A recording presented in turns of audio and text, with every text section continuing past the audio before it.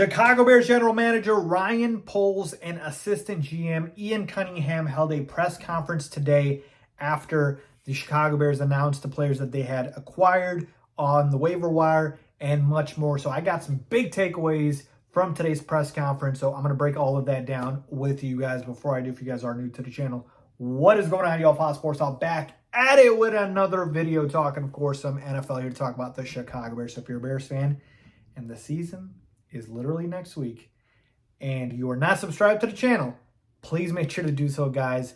Season-long Bears content, oh my goodness, pregame, postgame, everything else in between. You are not going to want to miss out. NFL at large as well, but you get the point. So hit that subscribe button and hit the bell icon so you're in fact notified every time I drop a new video. All right, people, so let's get into this right here, right now. I got about 5 big takeaways from what Ryan Poles mainly said today in the press conference, okay? So let's get started with the number 1 takeaway. And this is not in order, by the way. It's just, I'm just listing them out. So the first takeaway that I got is that Tyson Bagent is not confirmed yet as the QB2. So Ryan Poles failed to commit to Tyson as the QB2. Like, he didn't say it's written in stone type of thing, right? Well, like, we're rolling with him. He said it's kind of fluid right now. He'd like to have 3 quarterbacks on the roster, but obviously Tyson Bagent has earned his place on the 53-man roster.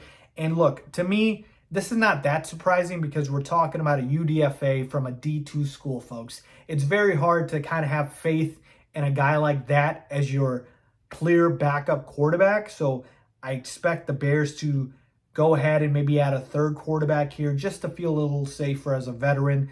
Colt McCoy got cut by the Cardinals. Maybe, give him a call. We'll see. But I'm not too surprised here. I still fully expect Bagent to be the QB2. I just think that Poles doesn't want to go ahead and just hand him the job. He wants him to continue to elevate his game and continue to, make himself feel like he still has to earn things and just keep him on his toes, if you will. So got no issues with it. Basically, this means that they'll have 3 quarterbacks, I believe, by the time we're at week 1. Who that 3rd quarterback is, probably going to be just a veteran. I don't know exactly who, but Bagent's going to be the QB2. I firmly believe that. It's just not committed yet. All right, second takeaway. Tevin Jenkins is going on IR, and he's going to miss at minimum 4 games. All right, so 4 games is what you have to miss if you go on IR. So this is, again, good thing and a bad thing here. The good thing is, it's not more than 4 games.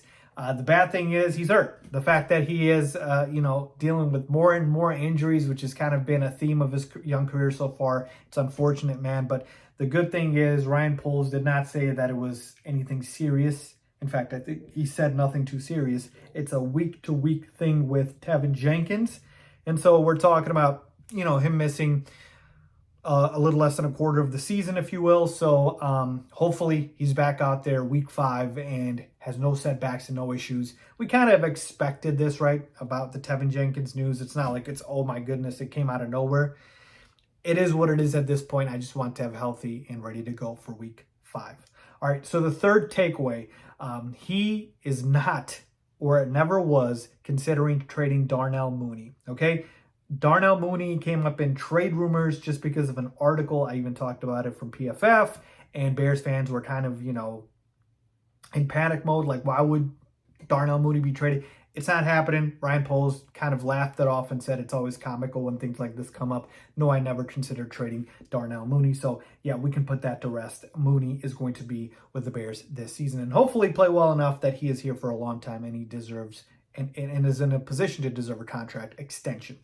All right, number 4 takeaway, Travis Gibson did not, I repeat, did not ask for a trade. Ryan Poles did confirm this. So 2 things here. Number 1, a lot of Bears fans thought Travis Gibson requested a trade, and for good reason. Jeremy Fowler reported that, reporter for ESPN, I believe. So, reporters are sometimes wrong, and I guess in this instance he was. And the other thing, too, is Travis Gibson got let go not because of the trade request, because that never happened, but because Ryan Poles said he is really not much of a scheme fit, right? He is a better fit in a 3-4D than a 4-3D, which is what the Bears run. So to me, it seems like Ryan Poles is basically just saying that, right? He's saying, no, we let Travis Gibson go even though he was productive because he just wasn't a good scheme fit for what we're trying to run here.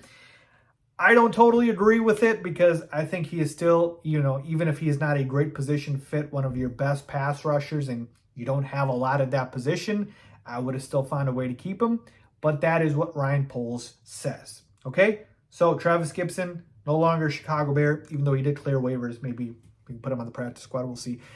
But he did not ask for a trade, and he was let go because he is not a scheme fit. All right, and finally, takeaway number 5. The reporters did ask him, what are the biggest strides that you've seen from Justin, like the biggest changes, if you will, in, Ryan Poles kind of gave that political GM answer, but basically the thing that he did say that stuck out to me was that it was his anticipation, it was his, ability to trust his wide receivers, and so that's, good, obviously, because last year, Justin Fields didn't have any wide receivers to trust. You wouldn't trust guys like Dante Pettis and ESB, no disrespect to them, but they're not elite receivers. But you can trust a DJ Moore, right? You can trust, hopefully, Chase Claypool if he balls out. You can trust a Robert Tonyan. He's been in the league for a while. Like, you've got playmakers now that you can trust, and that is what Justin Fields needs to do. He needs to understand he doesn't have to run on every single play. You've seen it literally in preseason and training camp. Just give DJ Moore the ball and let him get all the yak in the world. So that is something that he did say Justin has made a big stride on. And then the other thing too, just to follow up on that, somebody asked him, how will Justin Fields be evaluated in a way, and how will he be measured? And Ryan Poles basically said, by winning more games. There you go. Flat out, plain and simple here. The point of the game is to win, right? That's what Herm Edwards said. You play the game to win, and that's all it is. It's basically Ryan Poles saying, we need to see wins. And now, obviously, you want to see a statistical improvement from Justin Fields as well. But at the end of the day, the bottom line is if, the Bears are doing well, then probably means that Justin Fields is a large part of that. So those were the 5 biggest takeaways from Ryan Poles' press conference today, folks. Let me know what you guys think about that. Any comments, concerns, leave a comment down below with your thoughts. As always,